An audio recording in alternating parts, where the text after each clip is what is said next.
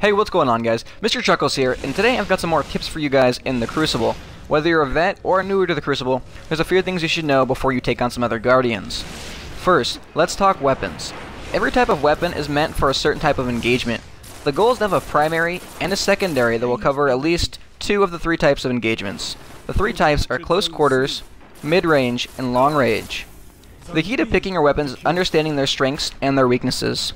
A few examples of a good weapon setup are scout rifles with a fusion rifle or shotgun, hand cannons with a shotgun or a sniper, high impact pulse rifles with a shotgun or fusion rifle, and low impact pulse rifles with a sniper. Alright, so why did I use those setups as examples? In the Crucible, you can't be indecisive. If you are, then you're going to die quite a bit. You never want to have to choose which weapon to use. You don't want to have 2 long-range weapons. A good example is a scout rifle and a sniper. That can be fun, but it's not going to be beneficial for you. You're screwed if somebody rushes you with a shotgun, unless you can just get a quick scope or a no-scope on them, but the majority of the players aren't going to be able to do that.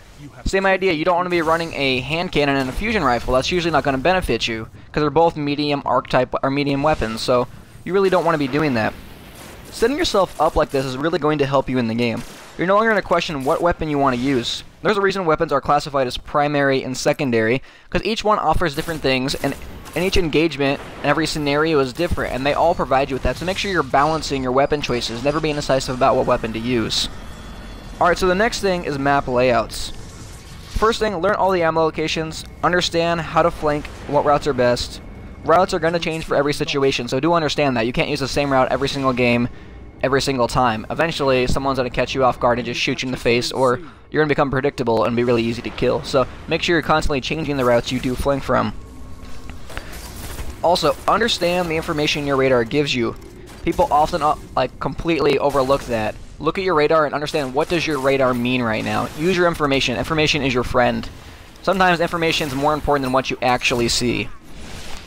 If you see a red blip on your radar, then ask yourself, where is the enemy right now? Are they above me? Are they below me? Are they behind that corner? Are they on a box on the other side of that wall? So lastly, let's understand sight lines. What offers you a great view provides you with some cover. This brings me to my next point.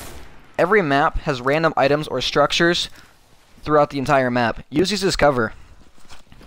But also know, when is it best to take cover, and when is it better to run? So here's an example. If you're in a gunfight and you're both low, and if you know they've already used their grenade, then taking cover will probably be your best option. You can pop back out and just fire and hopefully win that duel. However, if they haven't used their grenade, or if you're unsure if they have a grenade and you're both really low, then your best chance is probably going to be to just try and run away. Alright, so let's talk game modes. Every mode offers different things. Rumble, well, that's the best mode to work on your gunplay. You get a lot of one-on-one scenarios, and that's really just where you can work on just dueling. It's great for that. Skirmish. Skirmish is great for learning the maps and practicing your sniping. It's also good to practice for Trials of Osiris, or we also have the elimination mode, but unfortunately that's not always available. So Clash. Clash is obviously the 6v6 deathmatch. This offers you a lot of opportunity to learn flanks and how to play from all angles of the map. Since spawns are constantly flipping, people in Clash don't care. They will just push harder and harder no matter what side of the map they're on. So that's going to constantly flipping your spawns, and you can really learn both angles of the map. Similar to Skirmish. So now Control. Control, though, is very different. Control is an objective Slayer mode, and a lot of people tell you do not play Clash or Control. The thing is, this allows you to put everything you know about Crucible together and use it in Control. Your map knowledge, killing people, flanking, and obviously now there's objectives. You have the control points. You have to constantly adapt because this mode has, honestly, just the most going on. There's just so much to it. Control is not the best mode to start out in. While people tell you don't play it at all, that's not true. It's very fun to play. But if you're first starting out, Control is definitely not the best mode to start out in. I started at Control when I first started playing, and I got wrecked. And unfortunately, my KD still suffers from it, but I really do enjoy the idea of it. There's just a lot different going on. It's very fun and very challenging at times. Most people I know play Control, and that's why the majority of my tips and my videos and gameplay are all for Control. I'm never going to tell you guys to stop doing or playing what it is that you enjoy. That's why I'm going to do my best to just help you improve on the things that you guys actually enjoy doing and having fun. So like I said, I will never tell you not to play Control. I'm just going to help you get better at it. Okay, so lastly, let's talk some fire teams and friends. So listening to other people talk can be distracting. Playing solo will benefit your skills the most, that's it. Reason for this though Because if you're in party and you're constantly relying on the team chatter for everything, instead of your knowledge of what's going on around you, I find that in 6v6, if I have any more than 1 or 2 friends, then the team chatter is just extremely distracting, and I actually play a lot worse than what I do when I'm playing solo or just with a few friends. Okay, so here's the deal though. I'm not saying don't play with friends, because it's a social game, and honestly, friends make this game a lot of fun. They really do. I'm just saying, give yourself a few solo games whenever you play, so you're constantly improving. Here's an example. There's a difference between someone who is always improving because they play solo, and someone who always wins because they only play in 6-man fire teams. And that guy in the 6-man fire team may have a better KD, but that doesn't mean he's a better player than the guy who constantly plays solo. He's probably much better at dueling and much better at understanding the maps, because he's not relying on his team constantly, he's relying on his own individual skill. Alright, so that's pretty much it for this video. I hope you guys found some of these tips helpful. As always, thanks for watching. Hope you're all having an awesome day. I'll catch you guys later.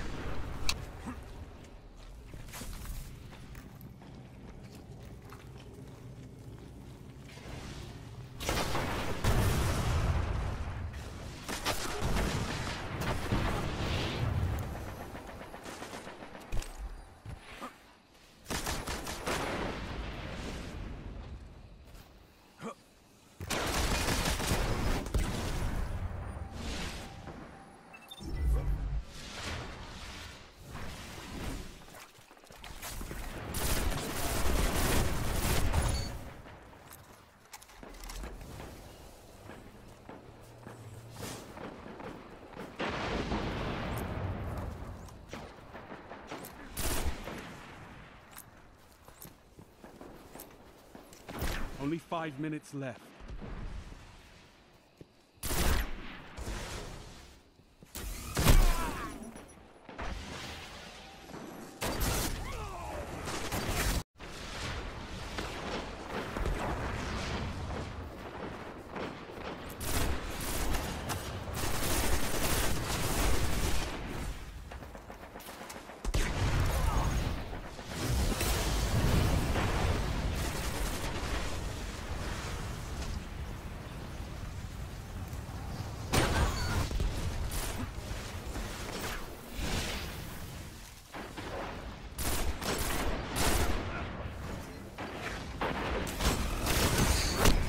Zone C neutralized. Zone A lost. Zone C secure. Enemy captured Zone A.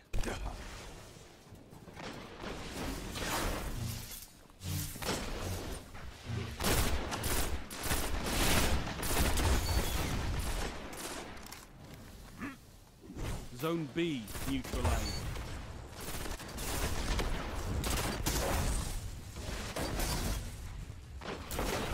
Zone B secure.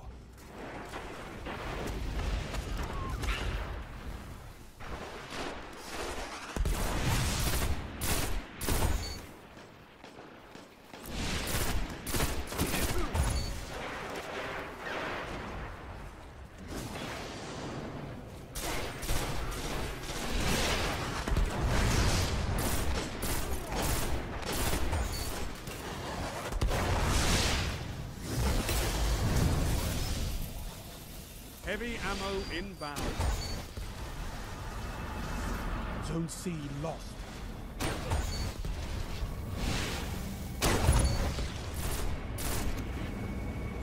Zone A neutralized. Heavy ammo available. Zone C secure. One final push and victory is yours.